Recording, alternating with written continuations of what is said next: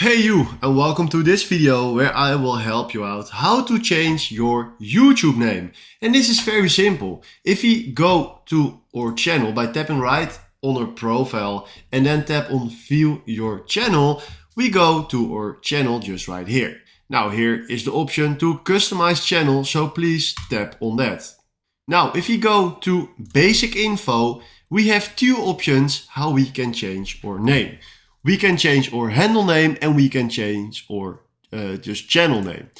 The channel name is what you see when someone is searching for your channel, and we can change it just right here by write something down, help me out too.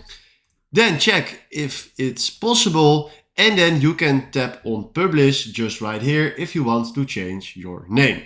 Keep in mind, you can only change your name twice in 14 days. And that is the only thing that you need to keep in mind.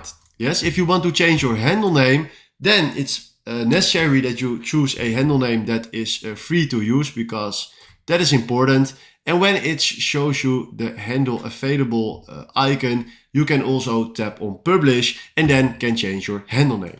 All right. These are the ways how you can change your YouTube name. If you have questions, please comment them below so I can help you out with that. And then for now, if it was helpful, please consider subscribing and give this video a like. And then thanks for watching.